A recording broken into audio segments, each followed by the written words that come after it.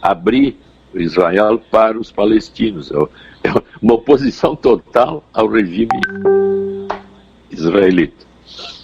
Esses aí eu já gostei. Eu digo, poxa, essa eu não conheço quase nada. Mas um amigo judeu me disse que tem essa seita, eles vivem naqueles assentamentos lá e seriam a favor de uma mistura total. É só porque um é primo do outro, né? Exato. Os dois não são filhos do bisneto, tataraneto do Moisés? Sim, até tu sabe que foi trazido da Etiópia os judeus negros, né? Tem uma comunidade em Israel que são os judeus negros porque foram convertidos lá no passado. E lá na África. Na Etiópia. Eu me lembro a propaganda que eles fizeram quando eles levaram os negros lá, os negros da Etiópia, levaram para Israel. Lembra? Foi, tem uma história complicada e tem um filme sobre isso até. Eu, se não me engano, depois eu vou ver esse nome, talvez um dos ouvintes aí já descubra o nome do filme. Quero ver vocês falando sobre os 7 pecados capitais. Bom, nós vamos nos preparar então para uma próxima. Olha, eu nunca pequei. Tenho dificuldade de falar sobre uma coisa que eu não sei. Eu sou católico, né, sem ser participante, e aí eu estava em Paris, na igreja Notre Dame, e um padre negro veio, trouxe a hóstia, e eu me ajoelhei ali, esperando a distribuição da hóstia, e aí então recebi a comunhão, e um amigo meu disse assim, mas Maia, tu é católico? Como é que tu recebe a Santa Comunhão sem te confessar? Aí eu disse para ele, eu sou católico, mas a confissão é minha, é protestante, eu faço diretamente para Deus. Sim. E como o Cristo se esconde dentro de mim, eu vou ter cuidado de não fazer nada que o expulse de mim. Aí ele morria de rir. Sim, mas quando a gente não sabe dos hábitos de um povo, eu passei vergonha, minha vida toda foi de passar vergonha por não saber, né? Tinha um monge chegou no Brasil para fazer umas palestras aqui, era da Ananda Marga, era um monge lá da Índia, sabe? Aquele trololó todo de laranja, todo, sabe? E sim, eu não sabia que não podia tocar nele. E eu achava, assim, aquilo muito bonito, né? Quando ele chegou, fui lá e dei um baita de um abraço nele. Seja bem-vindo, sabe? E aí? Olhei em volta, todo mundo me olhando assim, quem estava com ele, né? O pessoal que é todo cheio de... a senhora não pode tocar neles, tá? Aí passou, já tinha feito, né? Tudo bem. Então, continuou. Daí, muito distante daquilo, estou na casa de uma pessoa, de uma amiga, ali na João Pessoa, aqui em Porto Alegre, e chegou um muçulmano.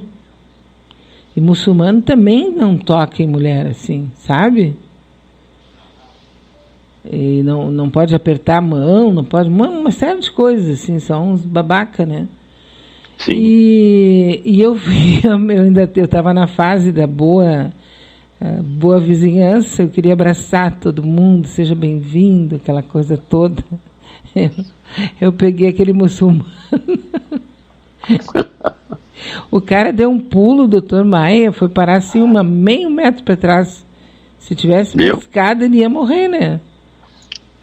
Se tu ia poluir o muçulmano. Não, poluir. Eu cheguei a abraçar ele. Teve que passar por rituais de desintoxicação. Ele não ficou. Aí eu perguntei, mas o que foi que eu fiz? Não pode tocar neles, não pode isso, né? Eu digo, então vai pro diabo que te carregue, né? Eu bem cheia de educação. De amor para dar, né? Queria, seja bem-vindo no nosso país e tal, né? E a pessoa não pode tocar, não pode não sei o quê. Ora, bola, se dois seres humanos normais não podem se tocar, nem tinha na época o coronavírus, sabe? Exato. Mas é um horror quando a gente fica sem... Que vergonha, né? Bom, mas desculpa, é que eu não sei de como é aqueles rituais deles, então eu sou perdoada, né? Ah, sim, como é o cara esse lá da Índia, o budista, ele saiu, se absorveu, despediu, né? Absorveu. Bem educado, ele, super educado, não entendi nada que ele falou, mas ele é muito educado. Ele podia dizer o que ele quisesse para mim ali, sabe? Não ia entender nada. Aí foi embora, tudo bem, não aconteceu nada, não, sabe? Não ficou grávido, não aconteceu coisa nenhuma. Eu me lembrei de uma experiência minha com o Maharishi Yogi. Te lembra dele? Ele era o guru dos Beatles. O Osho. Primeiro ele era o Maharishi. Não, Maharishi Yogi é da década de 70. Sim, 60. mas é ele assim, ó. Ele foi o Bhagawan. Não, mas o Osho é depois. Tá. É Bhagawan Rajneesh. Rajneesh. Mas o Rajneesh é esse. É esse. Mas o Rajneesh é aquele que tentou ter um relacionamento agressivo com a Sharon Tate. Isso. Ele era o guru dos Beatles. Ele é anterior ao Osho. Não, é ele mesmo que trocou de nome.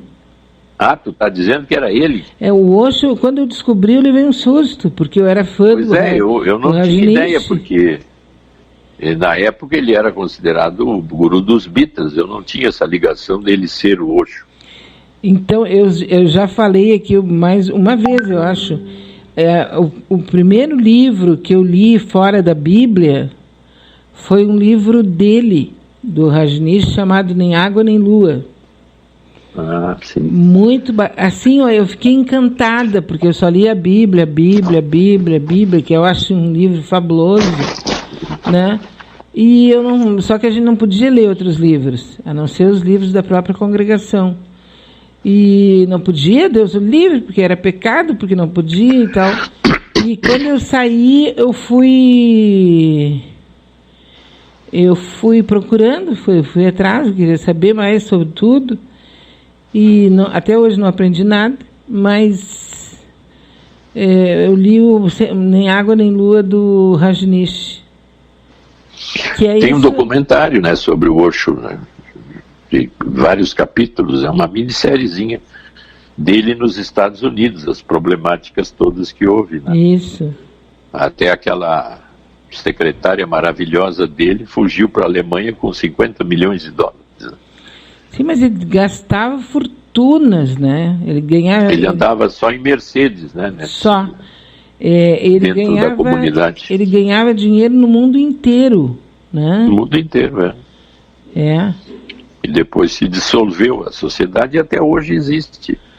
Mas assim, com muito menos força que na época, né? O nome dele nem era Rajneesh, nem Osho. O nome dele era Chandra Mohan Jain. Mohan Jain, também conhecido como Acharya Rajneesh Bhagawan Shri Rajneesh e Osho. É o nome dele. No final da vida morreu assim. Foi um guru indiano líder do movimento Rajneesh. Ele morreu em 1990. Mas esse, eu não sei se é o mesmo, Maharishi Yogi,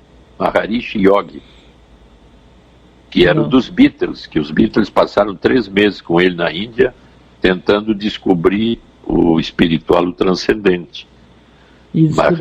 Maharishi Yogi. E ele foi, eu estava no Rio de Janeiro, eu estava lá, e ele estava no Copacabana Palace dando mantras. Então tinha uma fila gigante de jovens, todos eles voltados para os Beatles na época, né? Isso foi em 69, 68. E aí então a gente levava um lenço e uma maçã e subia na suíte dele e ficava assim em posição de lótus, e ele meditando em cima daquela cama enorme, né? Sim. Aí daqui a pouco então eram 5, 6 que entravam de cada vez, e a gente levava um óbolo, que seria um dinheirinho, uma maçã e um lenço branco. Aí então, depois dessa meditação de mais ou menos 5 minutos, a gente chegava perto dele e ele dava a palavra sagrada para meditação. E para mim ele disse assim: Brahman. Aí eu saí de lá com os amigos e fui tomar uma Brahma. Que falta de respeito. Que falta de respeito. Mas olha, foi uma Brahma que até hoje me lembro. É um gostinho, né? Uma Brahma espiritual. Não, Maharishi Mahesh Yogi é outro. É outro, é esse que eu estou falando. Outro. Esse é um cara barbudo, e esse que transou, ou quis transar com a Sharon Tate, né? Uhum. Que era a mulher do cara que não me lembro, o cineasta, né? Uhum. Ele morreu com 90 anos. Então, uma das minhas experiências espirituais foi essa, Beatriz.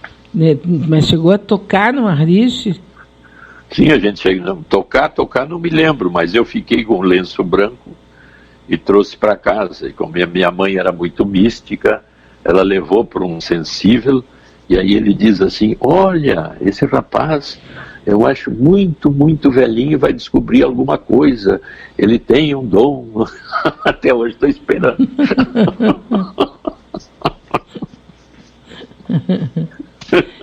Que nem uma amiga nossa que ela foi numa cigana, a cigana disse que eles iam morrer, ela ia morrer com 33 anos. E ela ficou assim, sabe? Sabe, a pessoa acreditou, porque as pessoas acreditam no que tu disser. Né? Porque foi a outra pessoa que disse, porque ela é cigana, porque ela é guru, porque ela é pastor. A pessoa acredita. Não sabe que a força maior que existe no mundo é a força interior. Mas a pessoa acredita. E olha que quando chegou nos 33 anos daquela louca, ela estava assim, sabe? Que ela nunca esqueceu a maldição da cigana.